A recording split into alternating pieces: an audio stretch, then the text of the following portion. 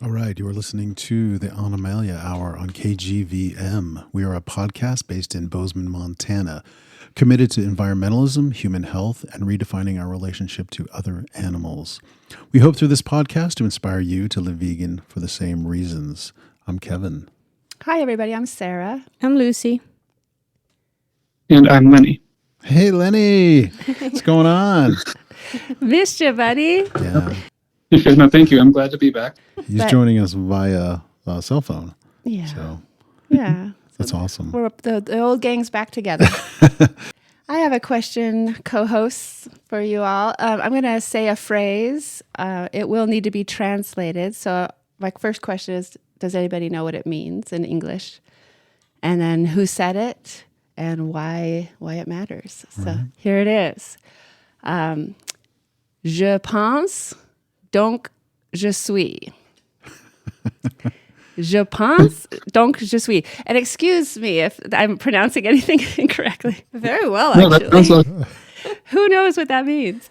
it's, I think, therefore I am, it was the rationalist guy. I can't remember his name right now, but it was Descartes? about, was it Descartes? I think it was. It was about Yeah. a little bit. Yeah. Rene Descartes. Yeah. Rene Descartes in 1637 said, I think, therefore I am.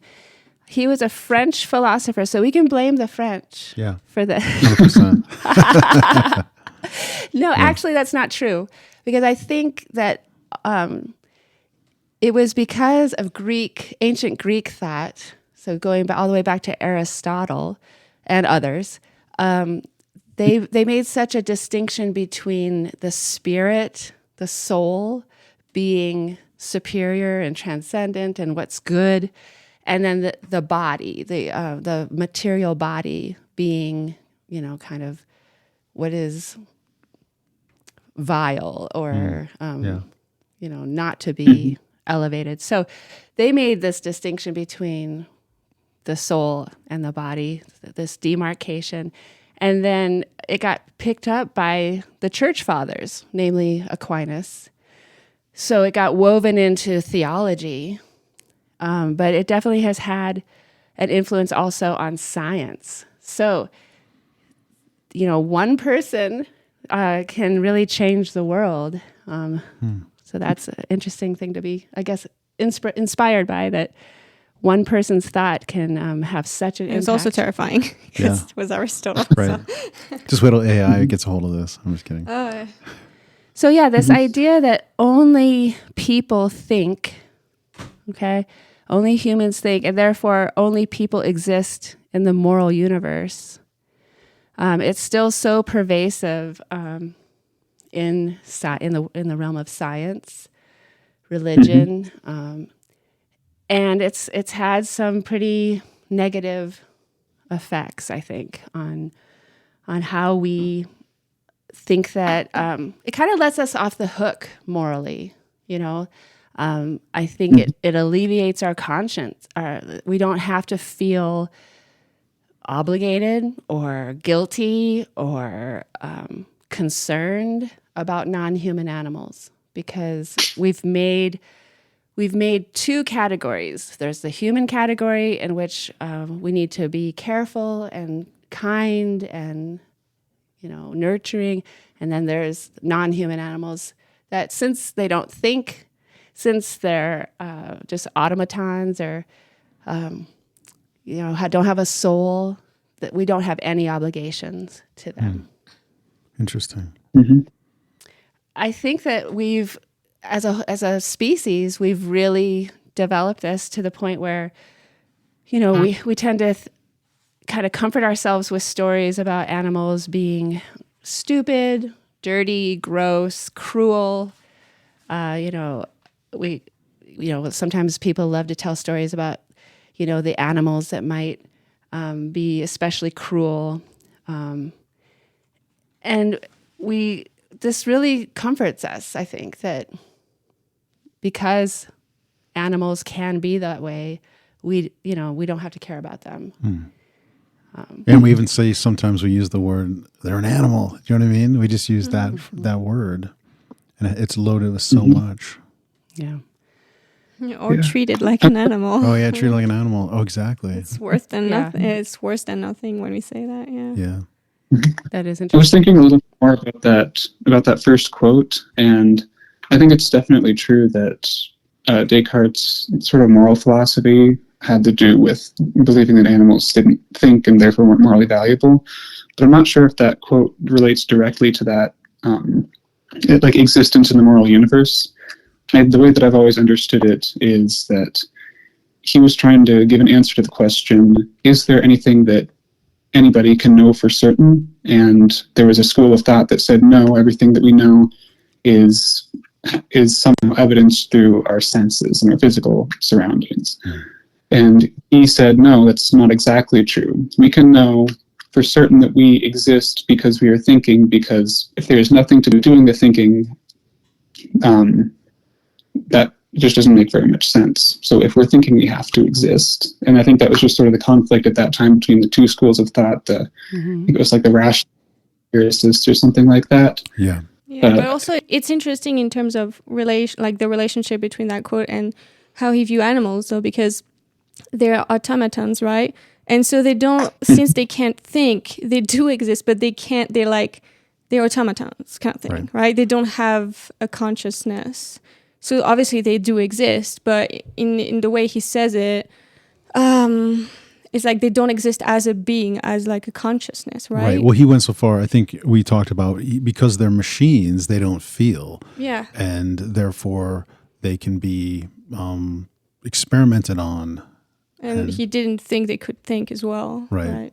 And they couldn't suffer. He didn't think they could suffer. Yeah. Right. Nothing, pretty much. Probably because of how he valued their consciousness and or their mind brain thing. But 100% I agree with you in the development of how he came up with rationality. I think he first started with doubt. He said, I doubt, therefore I am. And then it transitioned to, I'm thinking. So yeah, I think, therefore I am. But it was good to clarify that for sure. For sure. And it was the beginning of some they might call it foundationalism within philosophy. But yeah, it's kind of the beginnings of what we can know. Mm-hmm. Yeah.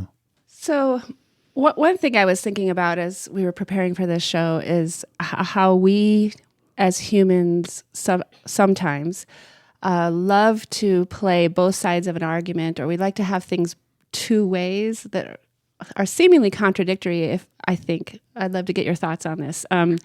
For example, one thing I was thinking about is, let's just take the African lion, for example. On the one hand, humans will say, okay, the African lion, the way they live, the way they go out and just kill without any seeming conscience about it. They don't have empathy. They're just cruel, cold killers. And that proves that we are superior to them as humans, because normal humans don't go out and kill without conscience. We do have empathy. We do care. But then the same person sometimes will even kind of contradict themselves and say, well, actually, I have justification to be a predator. I have justification to kill and be cruel because, well, look, that's what the lions do. It's a circle of life, So we try to we use the same example of the lion killing, both to establish our superiority morally, but then we use the same argument to justify, us taking life. I have one more example of this, and then I'd love to hear what you guys think of this. Thinking about primates being used in scientific research. We do this with them. On the one hand, we say, we can treat them this way. We can put them through these experiments that are terrifying and painful, and sometimes often lead to their death, because they're not humans. They're nothing like us. We don't have to be concerned about, if this is morally wrong or not, because they're just animals. They're nothing like humans. But then we flip it and say, the findings of our research on primates is relevant because they're so similar to us as humans biologically that so we justify our research on them because they are so similar to humans. But we say we can be cruel to them in these ways because they're so far from human. So what do you think? Am I thinking about that correctly, that contradiction? I think a lot of people don't see that even happen because it's kind of subtle, but when you look at it closely, it really is pretty absurd. I think for your second example, a lot of it comes down to how we value differently the suffering of different individuals. I remember on last week's episode, you guys talked about, I think it was a Jeremy Bentham quote that was something along the lines of, what is morally relevant is not one's ability to speak or reason, but it's their ability to suffer. Mm-hmm. And I think when we're thinking about research ethics, it's important to not make irrelevant distinctions between individuals that aren't based on morally relevant qualities like one's ability to suffer.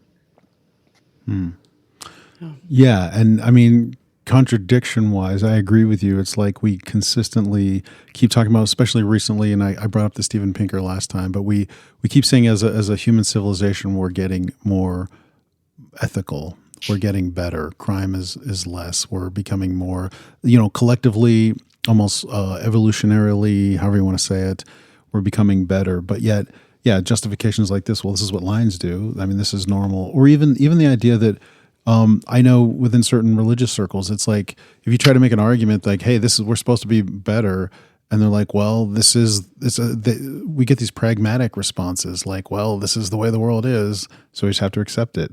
Do you know what I mean? And that seems like a contradiction. It's like we uphold these ideals of human progress and ethical beliefs, but then we backpedal with, well, this is just the way the world is. We have to accept it. Do you know what I mean? Maybe what happens is that we see the contradiction and then it kind of doesn't feel good, right? So maybe we don't know how to deal with it. We kind of, like you said, backpedal, and that's how we deal with it. Yeah. So continuing on with this this bias against animals that exists within religion and science. I mean, and I think one thing I appreciate about thinking about this is that to remember that science, religion, anything else, culture, these are human endeavors. And so as much as, they also have a certain element of faith involved, but, for people, I've met people who, when we start talking about what we believe, and they'll say, well, I believe in science, as if science is infallible, as if science is pure. And I mean, that's definitely what it aspires and tries to be. Right. But to remember that even science is a human endeavor that is prone to fallibility, biases, blindness, cultural blind spots, capitalism, corruption, right? Politics.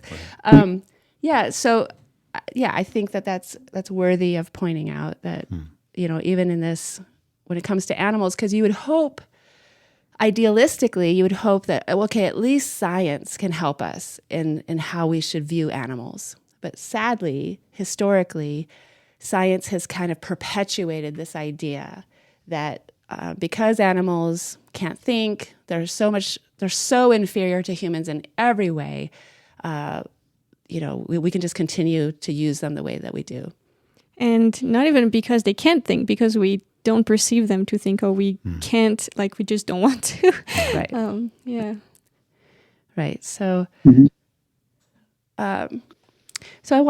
I'm taking the next little quote from the book, The Soul of an Octopus, which is a popular book right now. It talks about consciousness within octopuses. And by the way, I always thought it was octopi, but this book points out that octopus is a Greek word, and you can't add the I on the end, which is a Latin thing. So you're supposed to say octopuses. Octopuses. This is by Montgomery. But it starts talking about René Descartes and saying that the idea of octopuses having thoughts and feelings and personalities disturbs some scientists and philosophers. Only recently have many researchers accorded even chimpanzees, so closely related to humans, we can share blood transfusions. The dignity of mind, of a mind.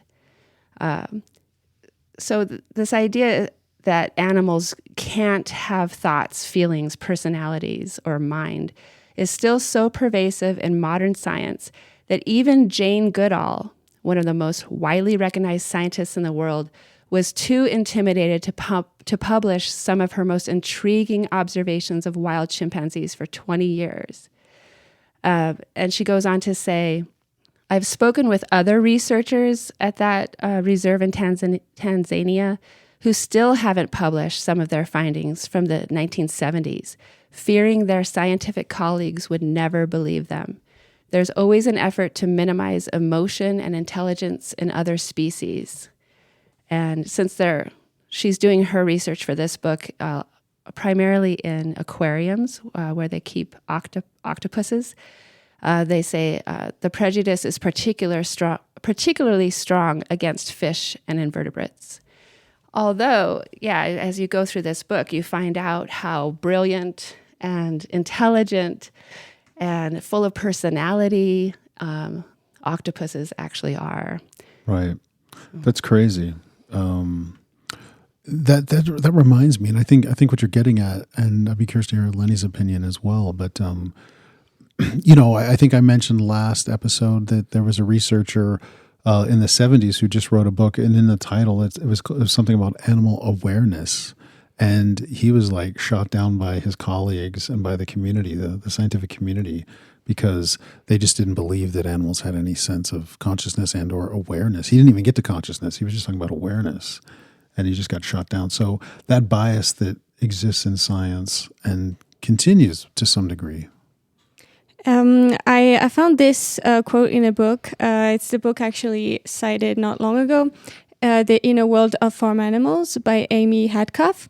And in this book, a scientist says, one of the things that is really sort of striking is that I get one of two very different reactions to my work in this field.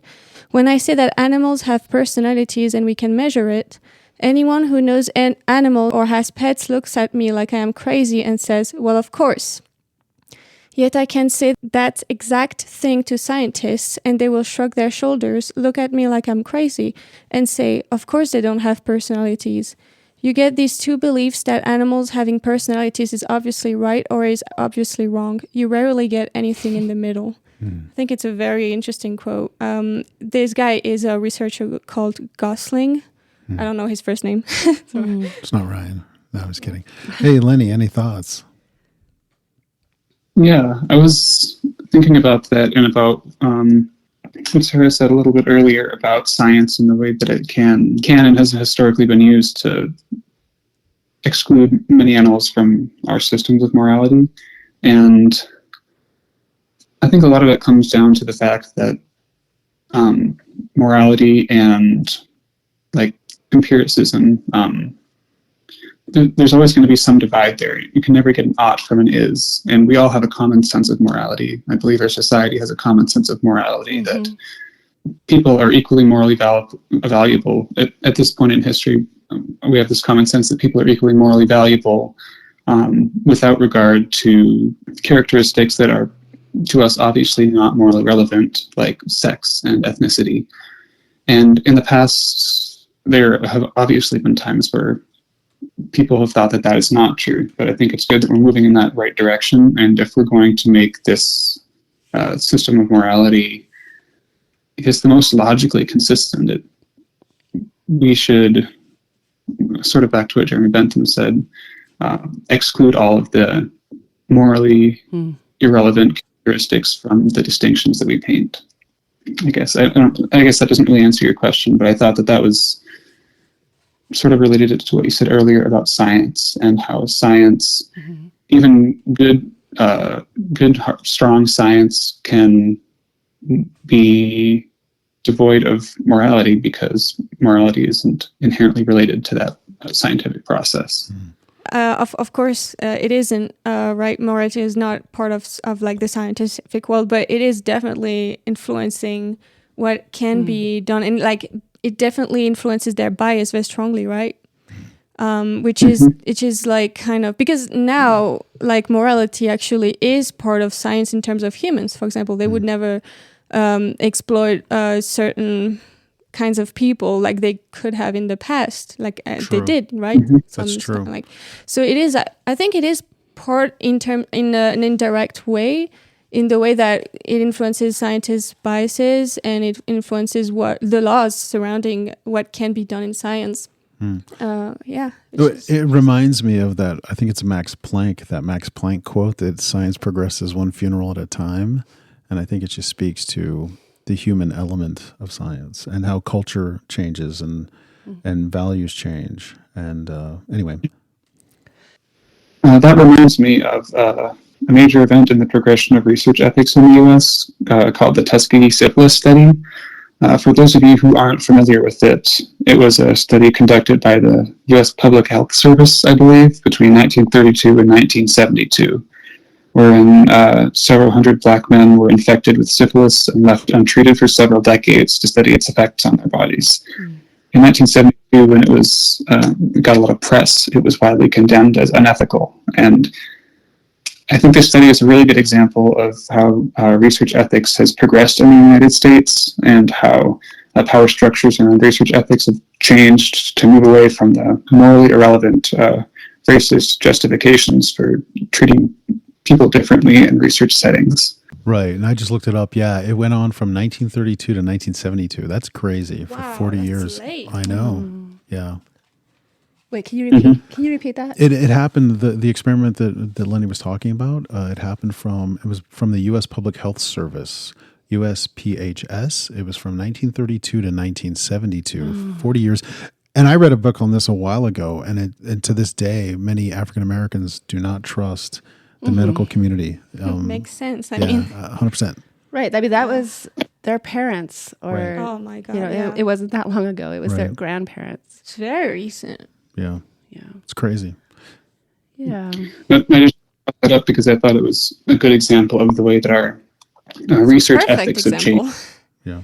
100 years. No, true. Good point. Good point. Totally get the point that we are Yeah. getting better. And you are starting to see too, right? Many capitalistic companies or, like makeup companies like Revlon and these places, they're using less animal testing. And I think even in the scientific communities, research labs are using animals less and less. And there's a bunch of researchers like popping up and saying like they don't actually think it does anything good and that they should be discarded altogether. So it is changing. I think if we're talking about like animal testing and makeup companies, a lot of that change is due to like the pressure of their customers. People aren't going to want to buy their product. They see an alternative that makes them feel better about purchasing. So yeah. I think that's the power that individuals have to influence larger companies in capitalist economies, because in like there are economic systems where that kind of customer power would not be as effective. And I don't mean this to be an argument for or against any different economic system, but the supply and demand economics of America in the current do make that possible, which is, I think, good. Yeah, Right. Very empowering. 100%. Well, this kind of leads nicely into if we just kind of take a quick look at the common perception out there. What you hear it spoken, in common parlance, that there's kind of a running list that we keep in our mind of characteristics that are uniquely human. This is what makes us human, like by implication, all non-humans are not able to do these things or don't possess these qualities. So consciousness, intelligence, language, rationality, creativity, and empathy and love. What I was thinking while we were just having that conversation a second ago is it's true that humans definitely possess all of those and have the potential to develop all of those in themselves. It's also very true that throughout history, we fail to have those qualities. Like we consistently. Like, Yeah. exactly. Like there's for every example we can list of human empathy, human love, self-sacrifice, compassion, whatever.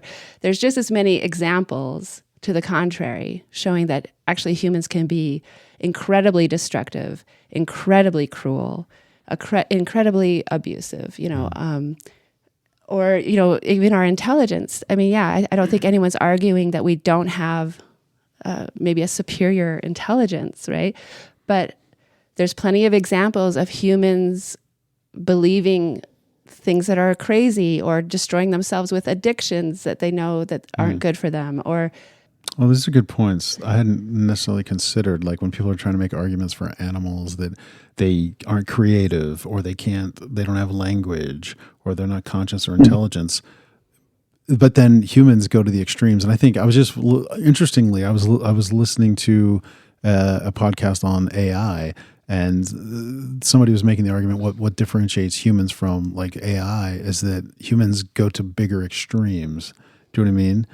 And this idea that the atom bomb, that we destroy things or that we destroy ourselves through addictions and or certain behaviors, unhealthy behaviors. I mean, it's an interesting when people are trying to make arguments for animals, yet we do not practice consistently these same qualities that we want to apply to animals, and therefore they're not worth anything because they're not doing these things. Well, are we consistently always doing these things? And not all of us are either, and not all of us can do all of these things at the same and time. Have all these things. right. Yeah, and I think like for all these things that people often use to try to paint ethical distinctions between humans and animals, we have to ask ourselves if that distinction did exist between two humans, if one human was less empathetic than the other one, or if one human was, very young and didn't have the same level of understanding that an older human was, can we make the same ethical distinctions between those two humans?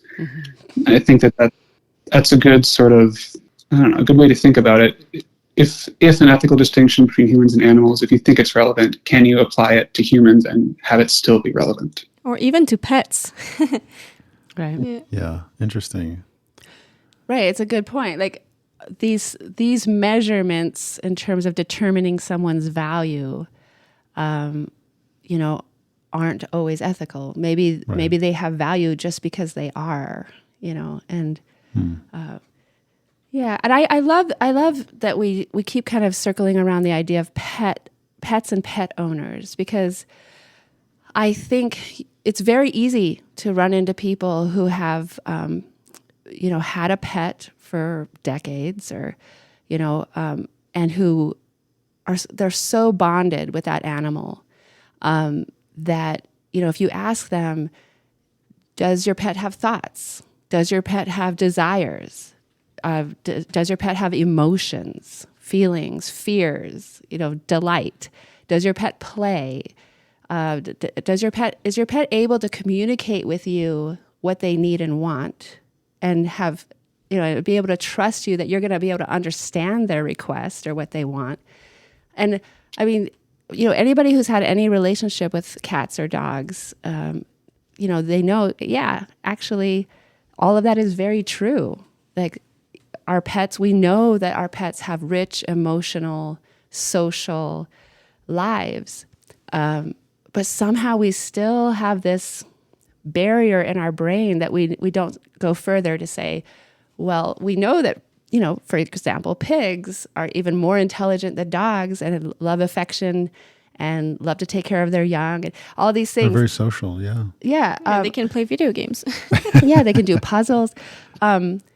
So why is it okay? Why is it okay for me to think about a pig or a cow or whatever as just this unthinking, stupid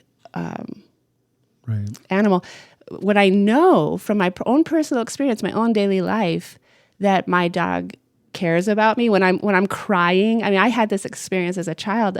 I was on a camping trip and I got in a big fight with my sister, and I went off and I was crying.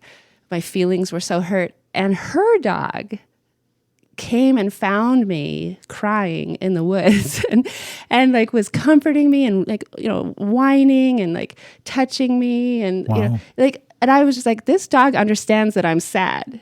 Wow. and is comforting me, a completely different species. Not only do they comfort each other within the same species, but they recognize, they're empathetic. Carl Safina defines empathy as the mind's ability to match the mood of your companions.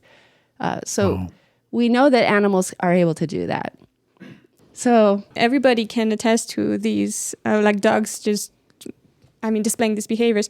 They're social animals, right? So they need to actually have these behaviors of taking care of each other just to survive as a species. That's how they're set up, just like us humans. And it's interesting how when you ask any pet parent, let's say, about these things, like do they have these behaviors, of course they're going to look at you, just like in the quote I mentioned, like of course they do. Like it's actually a crazy thing to even answer that to these people, because they're so close to these animals. It's so obvious. And then you ask that to someone who runs an animal sanctuary for cows, pigs, chickens, etc., and they'll tell you, of course. Right. And they'll have the exact same reaction, because it's just so obvious when you're close to these animals, when you see them, that they have personalities, they have intelligence, they have certain, like, especially social animals, social behaviors, just like humans. And it's, I think, a big part of why people can actually think of these farm animals and fish, etc., as non-sentient, is because we have no real connection to them. We never interact with them, and so there is no real chance to. And I think that's a great argument. That's one that I think too. Like animals that are similar to us, like maybe chimpanzees and primates, we can relate to them more easily than animals that are not like us, like an octopus or certain fish, or that display qualities and abilities that we just don't understand, and therefore, because we don't understand them, we say, well, they're stupid, or they don't have these qualities, or they're not worth anything. They have no value. But I did want to make a comment about that. This whole conversation about dogs reminded me, on TikTok or whatever, that Bunny the dog, and now you're seeing more and more of these dogs communicating with their owners through these. They call them dog buttons, and I think they're based on alternative and augmented communication devices. Yeah. But it's just amazing to me to watch these humans communicate with these dogs, and the dogs understand the human. Like Bunny the dog is the most famous one that I'm aware of. And Bunny will be running around the living room, and then she'll hit the button and say she wants to go for a walk. And the human's like, well, Bunny, we just went for a walk. Let's just wait a little while. And you see this dog thinking, and the dog understands what the human is saying, and then Bunny finds something else to do. But it's just amazing to me that the dog has memory. The dog understands what the human is saying, the English that the human is saying, and then can communicate through these buttons. It's fascinating. Also the tone, right? Yeah. Like facial expressions. Oh yeah, everything. And that reminds me of what we were talking about, like the social behavior of social animals. There's this quote from the book I just mentioned that goes, living with a group requires a moral code of behavior. Most animals that live in communities exhibit similar moral codes to humans, and that's from Donald M. Broom, professor of animal welfare at Cambridge University. So basically, like this idea of morality being distinctly human, right? That is one of the things that people will say, it's only human, that's only us. But then we forget kind of like what is the purpose evolution-wise for this in our species, right? And what is it? It's a social behavior to kind of maintain security and just healthy communities, right? And our survival in that social group. And so when you look at this and the other social species, you see that they actually have to adhere to moral codes just to survive in the group or to have their group thrive. And there's been people talking about how cows, for example, have to adhere to the same social rules, and so they will tend to each other. They will calf sit. They will there's also this thing with buffaloes. There've been studies on buffaloes showing that they vote on the direction that they're going by positioning themselves all in the same direction. And if someone does not agree in the group, they will just stand in the position that they want to go in. Right. And so they vote.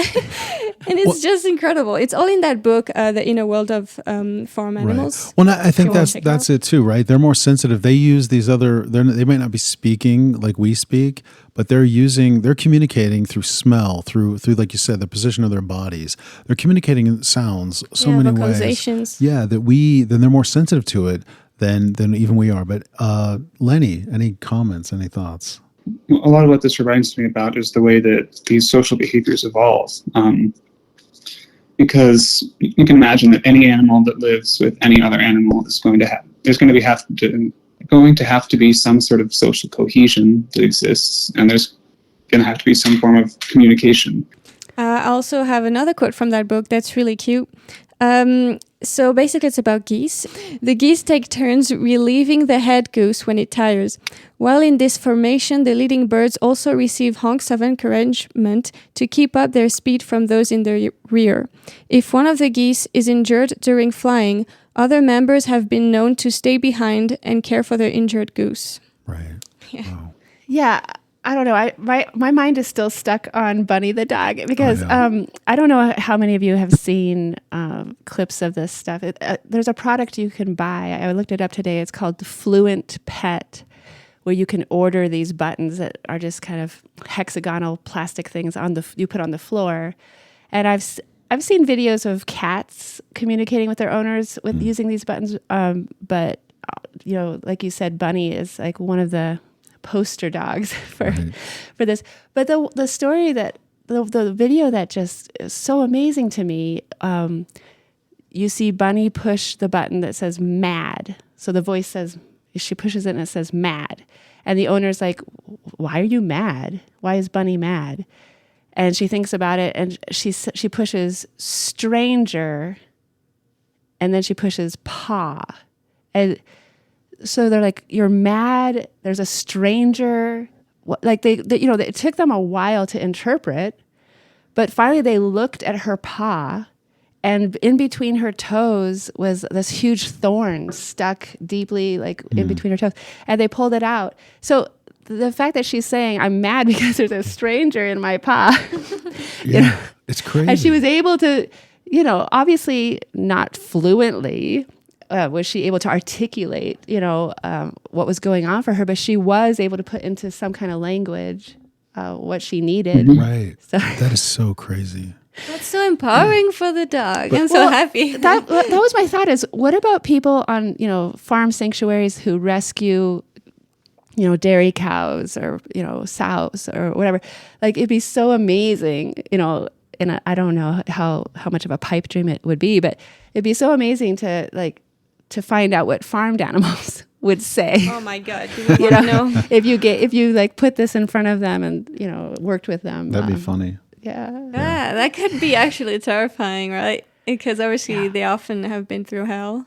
Right. I mean, it reminds me of, I think once again, going back to Jane Goodall, is it like Coco? Coco, like gorilla, I think, was saying with sign language, because they taught Coco sign language, and Coco was saying humans need to care about the world, they need to care about Earth, they need to heal the Earth, Wow. like with sign language. The gorilla was saying. Wow, that is crazy. I'm just looking at the time, and I'm wondering if maybe we should start moving a little bit into Martha Nussbaum. Yeah. So we love philosophy, we love science here, and there is a well-known philosopher named Martha Nussbaum. She is from the University of Chicago, most recently, and she had written a whole book on human capabilities and actually contributed quite a lot to how we value humans in a way that recognizes their own thriving and their own being and their own doing. She just came out with a recent book in 2023, actually this year. It's called Justice for Animals, Our Collective Responsibility. And in that, she, in her, for humans, she came up with this whole capabilities approach. And there are these 10 principles that she thinks that are guiding principles for good democracy and just good civilization. And now she's applying it to animals.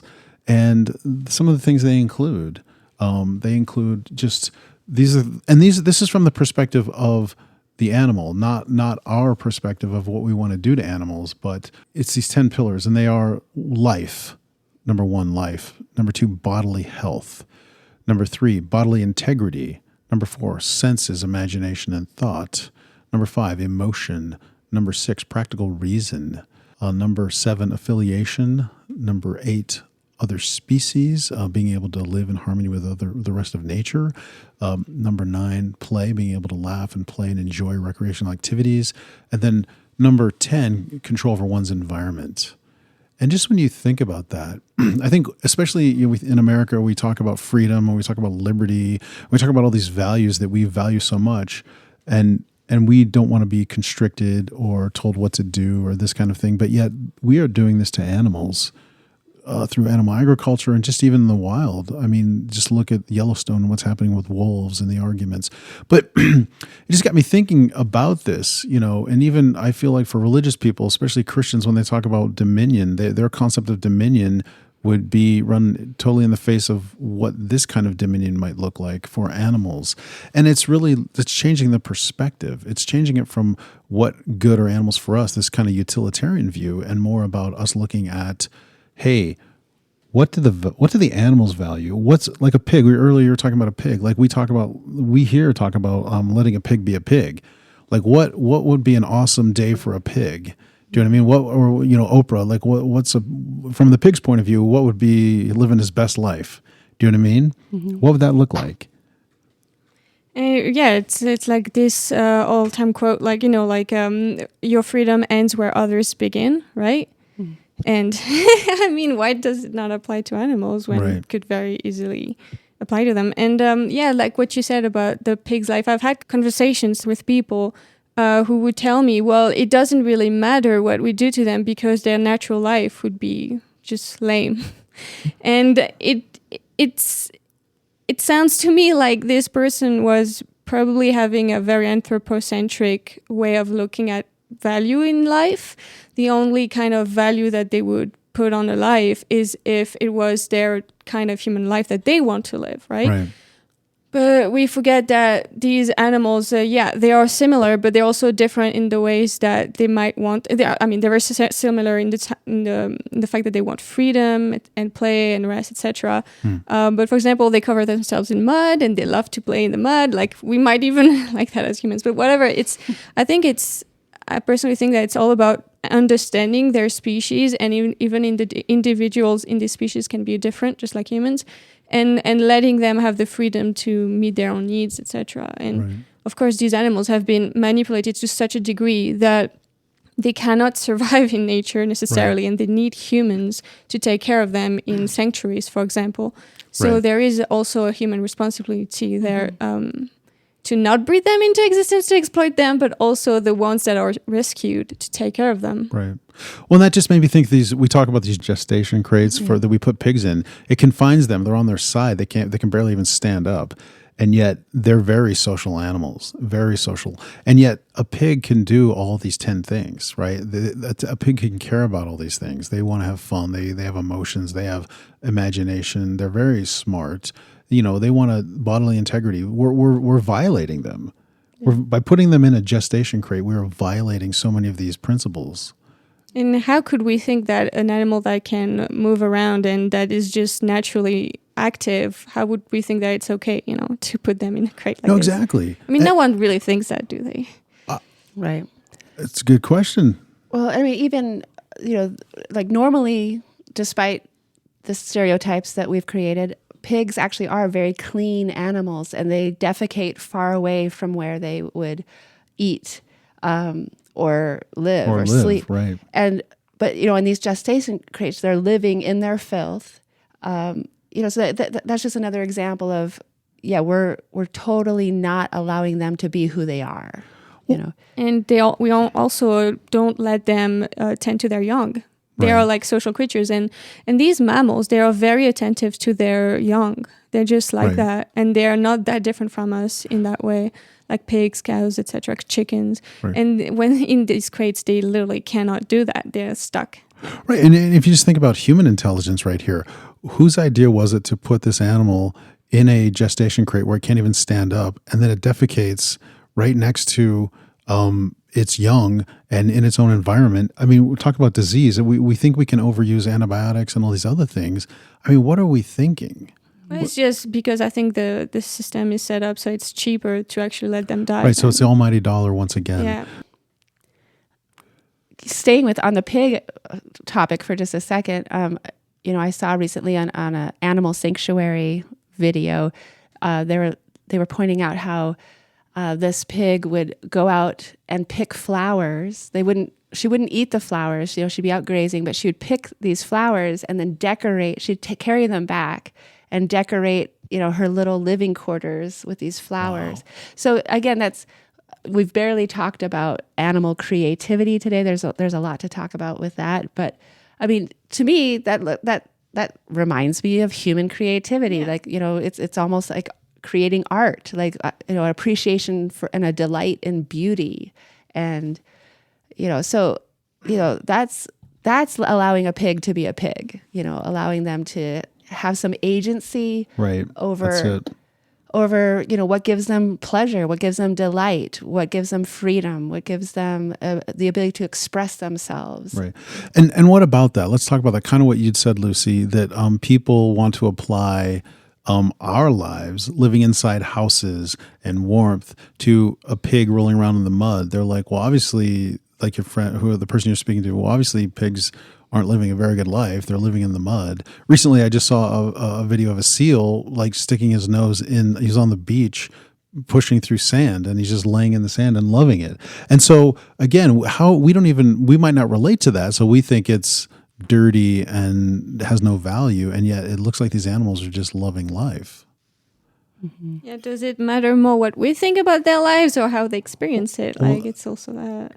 Right. And Martha Nussbaum, I think she also says that, like this list, again, like Kevin mentioned, which was originally created for human flourishing. Right. These are the aspects of human life that would be like the fully alive human, right? For the humans who know these animals the best, who've been taking care of these animals for decades and have a relationship with them and know them in their particularity, like for those humans to come up with specific, like to make this list specific to each species. Right. Like what would this list mean to an octopus? What would this list mean, to a turkey, whatever, just based on what makes a turkey, or what makes an octopus. And yeah, exactly what you're saying. Instead of everything being on human terms, like what would it be like to respect an animal enough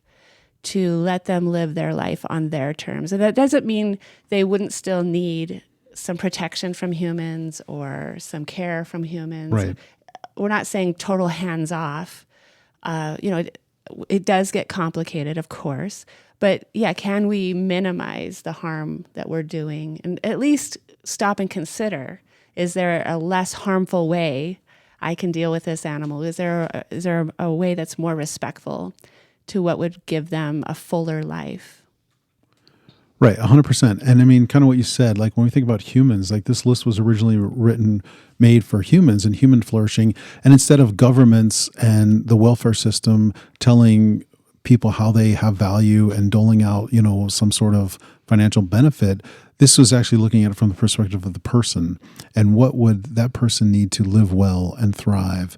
And so now we could apply it to animals. And it's interesting. I was looking up her definition of poverty. Do you remember that? But it's basically one definition of poverty as it relates to humans is deprivation of these 10 principles, some deprivation of that. And you just think about that, apply that to animals. How are we depriving them of thriving well? You know what I mean? That really reminds me of backyard chickens. We've had an episode about this, and this ties into this quite well, actually. Like how by having a backyard chicken and taking their eggs, I'm not talking about having them as pets and not taking their eggs from them. I'm talking about when you take their eggs from them. This is exactly what we're talking about. Like they need to brood their eggs. They need some type of birth control for their eggs and some type of help for that.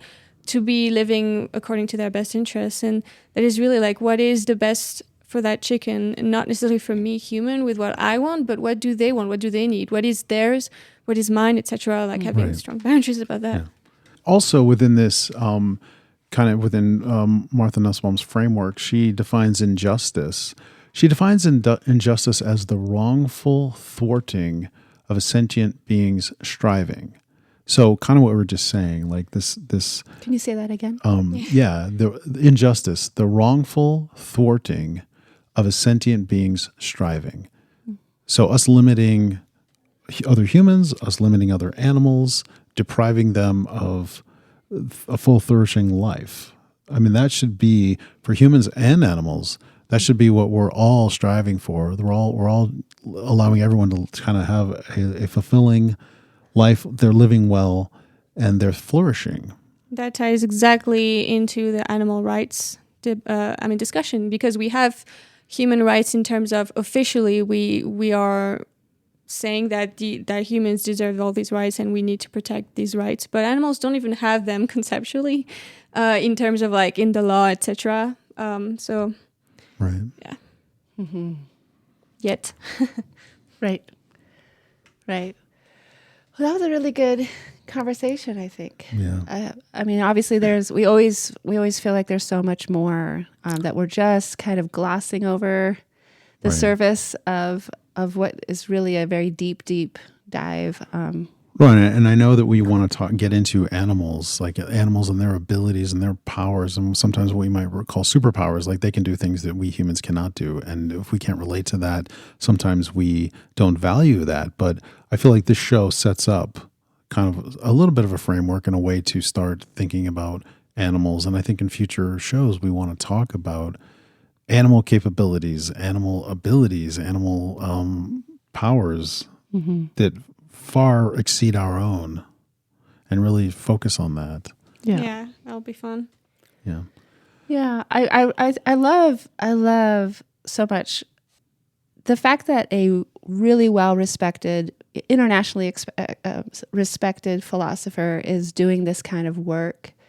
That makes me really excited that this is becoming more and more on human consciousness, that it's even a viable conversation that's going on. Right, and her 10 principles for humans was picked up by the UN. I mean, the UN uses her philosophy. And she also worked with an economist. I think his last name is Sen. They kind of worked this out together, and but the UN are using these principles. So, yeah, she's a big deal. And I can go for it. So we wanted to let you know a little bit about what you can do to contact us. You can contact us at vegansofbozeman@gmail.com. Just send us feedback, ask us questions. We'd love to even answer them on the show if you'd like. And we have a YouTube channel called Animalia Hour. You can find it by typing Animalia Hour and vegan, so that you can find it better. We also have Instagram, Facebook, etc. We'll have our first With a Free event at the farmers market. It will be from 5:30 to 7:30 in the evening. And come check us out. There, it will be a movie challenge. So you'll see there will be a prize for what you do there. And we'll love to talk to you there. Okay. Sorry, Lucy, wasn't it the 20th? 20th. Yeah, so it'll be our first We the Free will be at the farmers market in Bozeman on Tuesday, June 20th. Yes. Awesome. All right, we'll hope to see you there.